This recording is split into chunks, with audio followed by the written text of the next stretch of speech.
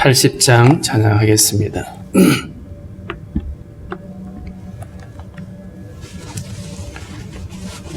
80장입니다.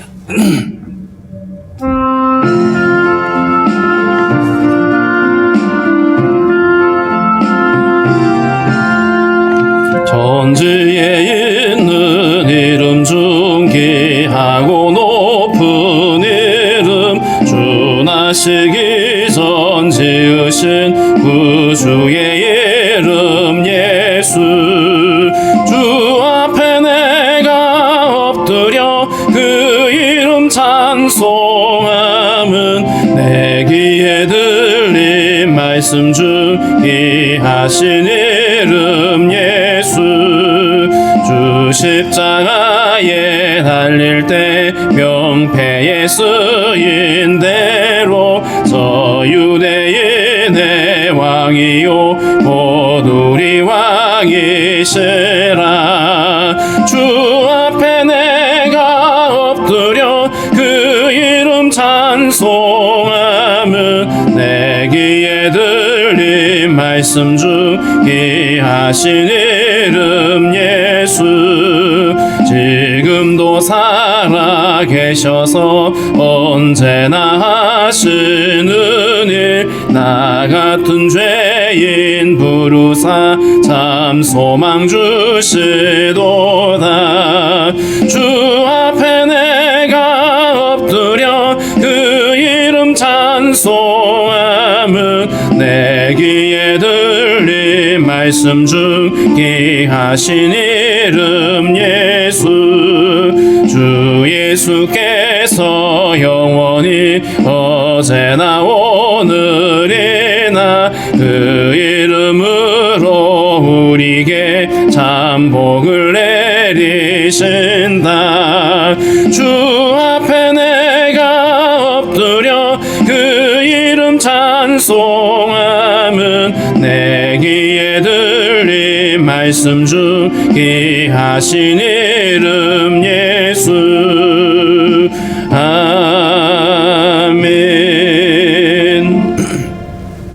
기도하겠습니다. 살아계신 하나님 아버지, 은혜와 사랑을 감사를 드립니다.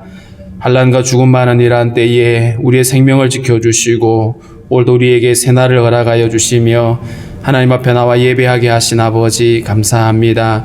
특별히 오늘 복된 주일을 허락해 주신 하나님 성도들이 한 마음으로 하나님 앞에 예배할 수 있기를 원합니다. 하나님 아버지, 이렇게 코로나 바이러스가 창궐하여 많은 사람들이 두려움에 매여 있고 고통 가운데 있사오니 주님의 긍휼하심으로 함께하여 주시기를 원하고 기도합니다. 무엇보다 우리 인생의 연약함을 주님 앞에 고백하는 시간이 될 수 있게 도와주시고 우리의 교만을 내려놓고 주님 앞에 겸손히 무릎 꿇을 수 있도록 주님 우리 모두에게 믿음과 지혜를 허락해 주시기를 원하고 기도합니다. 특별히 아버지 하나님, 육신의 연약함으로 어려움을 겪고 있는 우리 성도들에게 강건한 은혜를 허락해 주시고 치료하시는 하나님의 능력의 손으로 어루만져 주셔서 하나님의 새 힘을 얻게 하여 주시기를 원하고 기도합니다. 특별히 하나님 아버지, 또 우리 선교사님 사랑하는 가정에 하나님의 위로와 평강이 있게 하시고 기도하는 모든 아버지 은혜대로 하나님 모든 정확한 진단이 나오고 치료가 적절하게 이루어질 수 있도록 하나님의 도우심으로 함께 해주시기를 원하고 기도합니다. 하나님 아버지, 이렇게 코로나로 인하여서 성도들이 마음껏 예배할 수 없는 가운데 있사오나 하나님 또 가정에서 예배할 때에 하나님의 은혜가 임할 수 있게 도와주시고 하나님과 우리가 전심으로 예배할 수 있는 은총을 허락하여 주옵소서. 이 시간에도 하나님께서 우리에게 주신 말씀을 잘 이해할 수 있도록 우리에게 듣는 길을 허락하여 주옵소서. 예수님의 이름으로 기도하옵나이다. 아멘. 288장 찬송합니다. 288장.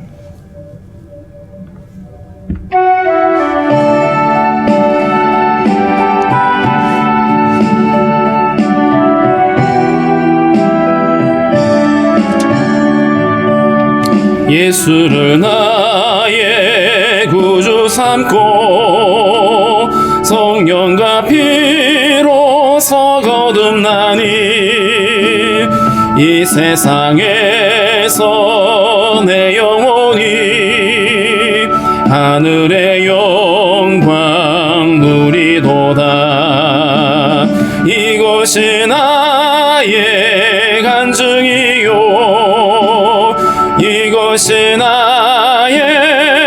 찬송일세 나 사는 동안 끊임없이 구주를 찬송하리로다. 온전히 주께 맡기네요. 사랑의 음성을 듣는 중에 천사들 왕래하는 것과 하늘의 영광 보리로다. 이것이 나의 간증이요 이것이 나의 찬송일세 나 사는 동안 끊임없이 구주를 찬송하리로다. 주 안에 기쁨 누림으로 마음의 분황이 잔잔하니 세상과 나는 간 곳 없고 구속한 주만 보이도다. 이것이 나의 간증이요 이것이 나의 찬송일세 나 사는 동안 끊임없이 구주를 찬송하리로다.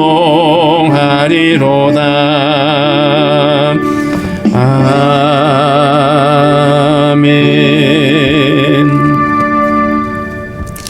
누가복음 2장 22절부터 40절까지 같이 한 목소리로 읽도록 하겠습니다. 누가복음 2장 22절부터 40절까지입니다. 모세의 법대로 정결 예식의 날이 참에 아기를 데리고 예루살렘에 올라가니 이는 주의 율법에 쓴 바 첫 해에 처음 난 남자마다 주의 거룩한 자라 하리라 한 대로 아기를 주께 드리고 또 주의 율법에 말씀하신 대로 산 비둘기 한 쌍이나 혹은 어린 집 비둘기 둘로 제사하려 함이더라. 예루살렘에 시므온이라 하는 사람이 있으니 이 사람은 의롭고 경건하여 이스라엘의 위로를 기다리는 자라. 성령이 그 위에 계시더라. 그가 주의 그리스도를 보기 전에는 죽지 아니하리라 하는 성령의 지시를 받았더니 성령의 감동으로 성전에 들어가매 마침 부모가 율법의 갈례대로 행하고자 하여 그 아기 예수를 데리고 오는지라. 시므온이 아기를 안고 하나님을 찬송하여 이르되 주제여 이제는 말씀하신 대로 종을 평안히 놓아주시는도다. 내 눈이 주의 구원을 보았사오니 이는 만민 앞에 예비하신 것이요 이방을 비추는 빛이요 주의 백성 이스라엘의 영광이니이다 하니 그의 부모가 그에 대한 말들을 놀랍게 여기더라. 시므온이 그들에게 축복하고 그의 어머니 마리아에게 말하여 이르되 보라 이는 이스라엘 중 많은 사람을 패하거나 흥하게 하며 비방을 받는 표적이 되기 위하여 세움을 받았고 또 칼이 내 마음을 찌르듯 하리니 이는 여러 사람의 마음의 생각을 드러내려 함이니라 하더라. 또 아셀지파 바누엘의 딸 안나라 하는 선지자가 있어 나이가 매우 많았더라. 그가 결혼한 후 7해 동안 남편과 함께 살다가 가부가 되고 84세가 되었더라. 이 사람이 성전을 떠나지 아니하고 주야로 금식하며 기도함으로 섬기더니 마침 이때에 나와서 하나님께 감사하고 예루살렘의 속량을 바라는 모든 사람에게 그에 대하여 말하니라. 주의 율법을 따라 모든 일을 마치고 갈릴리로 돌아가 본 동네 나사렛에 이르니라. 아기가 자라며 강하여지고 지혜가 충만하며 하나님의 은혜가 그의 위에 있더라. 아멘. 예수님이 이제 탄생하신 다음에 40일이 되던 때 이 22절에 있는 것처럼 모세의 법대로 정결 예식의 날이 찼다고 그랬는데 율법에 의하면 남자아이가 태어나면 40일 만에 정결 의식을 하게 됩니다. 이제 이렇게 예수님을 데리고 예루살렘으로 올라가서 거기서 정결 예식을 하게 되는데 23절에 보면 이는 주의 율법에 쓴 바 첫 해에 처음 난 자마다 주의 거룩한 자라 하리라 한 대로 아기를 주께 드렸다. 두 가지를 말하고 있습니다. 하나는 정결 예식이고 또 하나는 뭐냐 하면 첫 아들은 하나님 앞에 드리는 이 출애굽기 13장에 있는 규례대로 예수님을 죽게 드렸다. 일반적으로 이제 맏아들이 태어나면 속전에 그 돈을 드리는데 예수님은 죽게 드렸다, 아기를 죽게 드렸다라고 표현했습니다. 예수님이 이 땅에 오셔서 자신을 속전으로 드리고 결국 인류를 구원하시기 위한 대속의 제물로 자신을 주님께 드렸음을 우리가 알 수 있습니다. 24절에 보면 주의 율법에 말씀하신 대로 산 비둘기 한 쌍이나 혹은 어린 집 비둘기 둘로 제사하려 함이더라. 그 정결 예식으로 드리는 번제와 속죄 제물인데 가난한 자들에게는 비둘기로 드리도록 그렇게 규정을 하고 있습니다. 25절에 보면 예루살렘에 시므온이라고 하는 사람이 있는데 이 사람은 의롭고 경건한 사람이다. 앞서 사가랴와 엘리사벳도 의로운 자들이다 이렇게 표현했는데 이들에게 의롭다라고 하는 표현은 하나님의 약속을 믿고 기다리던 사람이라는 뜻입니다. 이 시므온이 바로 이스라엘의 위로를 기다리는 자다. 이 이스라엘의 위로를 기다린다는 말은 결국 메시아를 기다린다라고 하는 말과 동일합니다. 이사야 40장에 보면 내 백성을 위로하라고 하시면서 메시아에 대한 예언의 말씀이 있는데 바로 그 하나님의 위로를 기다리는 것이다. 여러 가지 나라를 잃고 환난 가운데 있지만 이들을 위로할 수 있는 것이 바로 메시아라고 하는 사실을 알 수 있고요. 오늘날에도 마찬가지입니다. 절망 가운데 있고 두려움 가운데 있는 인류를 위로할 수 있는 분은 다른 어떤 방법이 아니라 오직 예수 그리스도만이 우리를 위로할 수 있다는 사실을 알 수가 있습니다.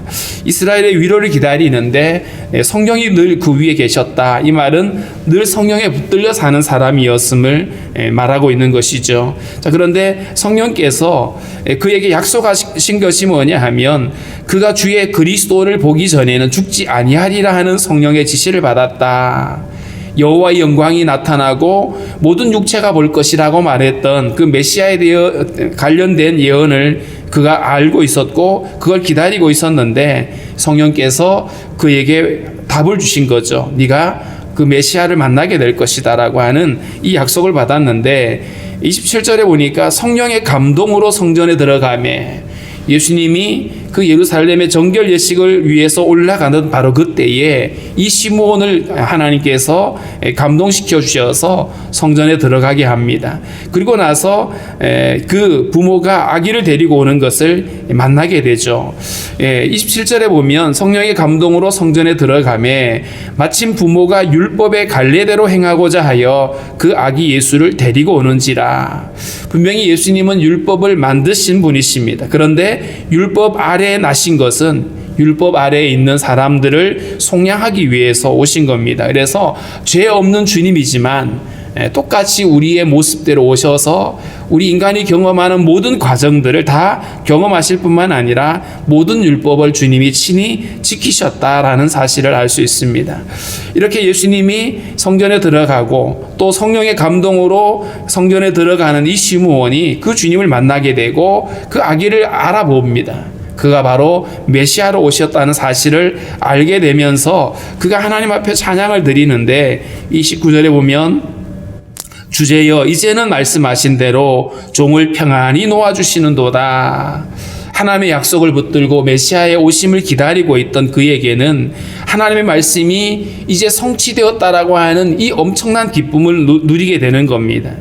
종을 평안히 놓아주신다 그랬는데 이 말은 결국 시므온의 일평생의 소망이 바로 주님을 만나는 거였다. 주님이 오시는 그것이라고 말할 수 있는 겁니다.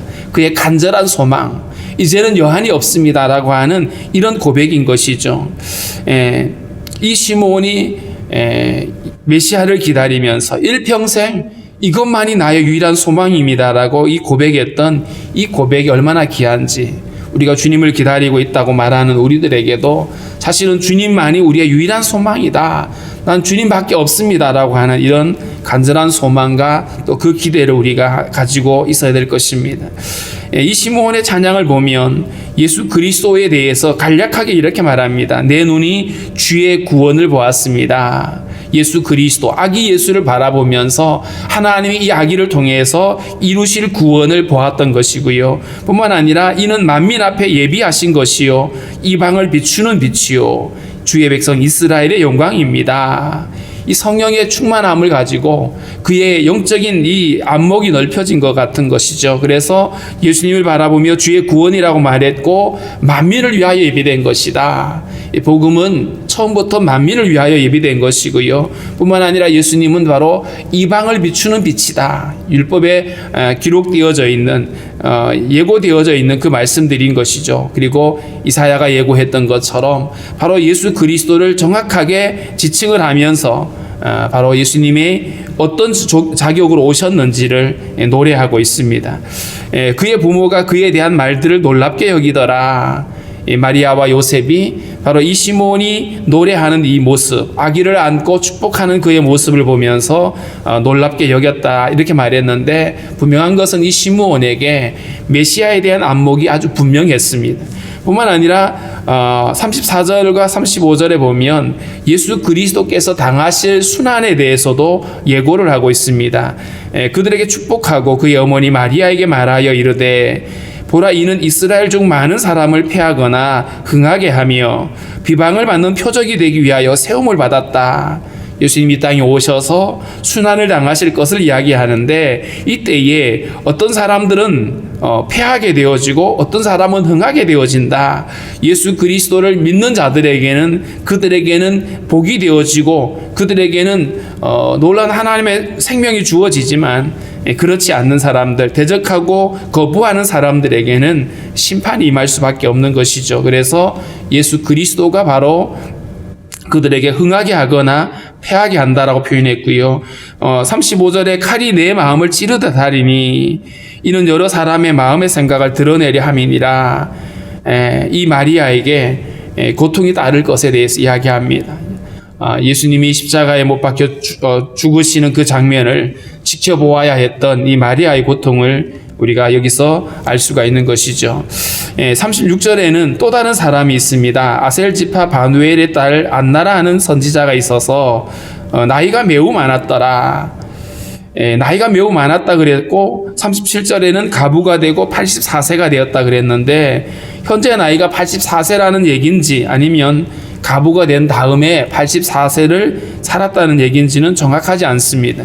어떤 것이든 간에 나이 많은 이 안나, 그는 노년에 하나님의 약속과 그분의 나라에 소망을 두고 살았던 사람이었습니다.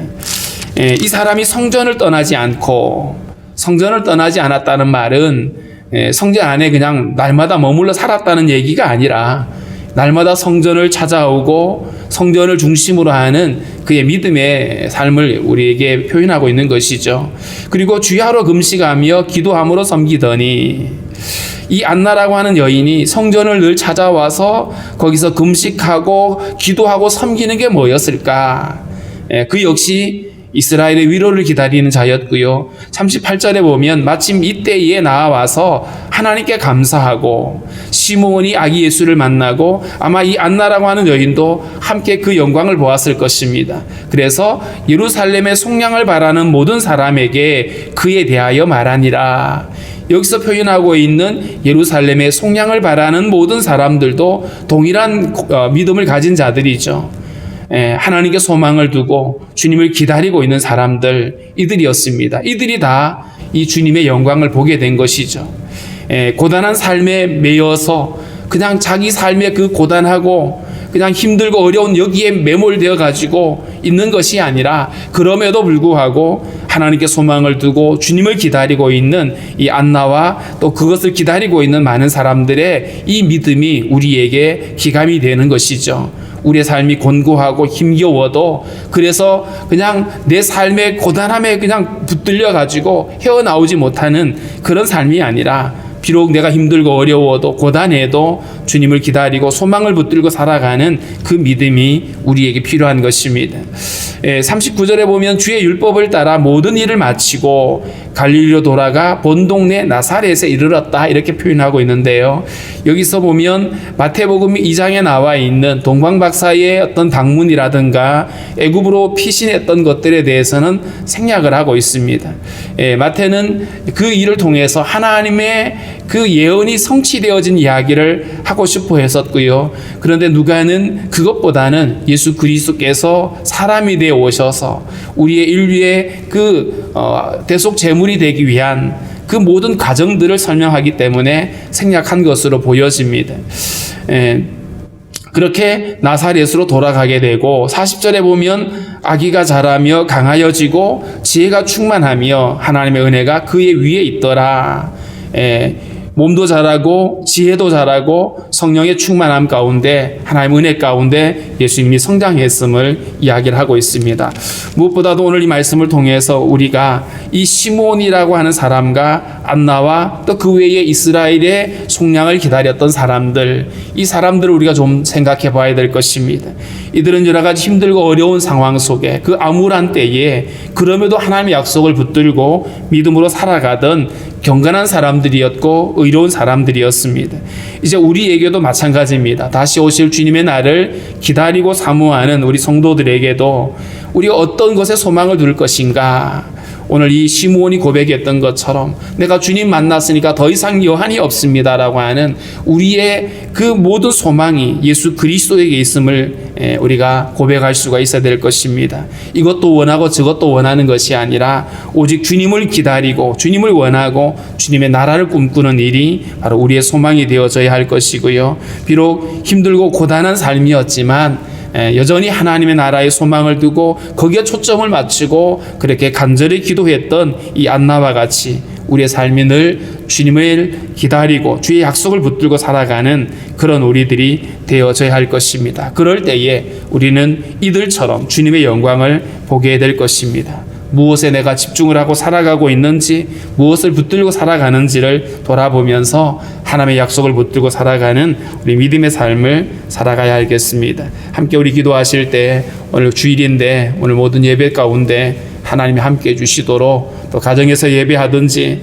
어떤 마음이 어떤 자리에서 하든지 간에 한 마음으로 예배할 수 있게 달라라고 그렇게 기도하겠습니다.